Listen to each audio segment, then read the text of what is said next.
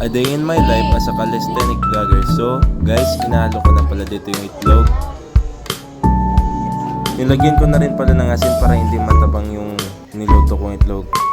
Lagay ko pala ng asin, nilagay ko na pala yung itlog sa may cooking pan namin. At para maluto na rin ito. So yan, ninalo-halo ko na pala dito mga bro yung itlog. At hintayin na lang natin ito maluto.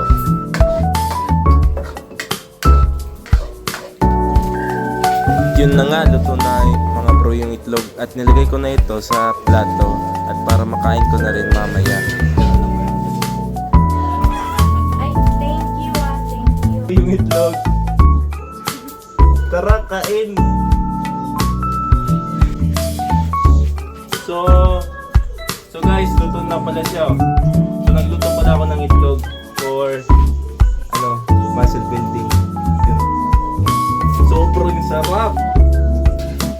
Pusing pa tayo mga pre.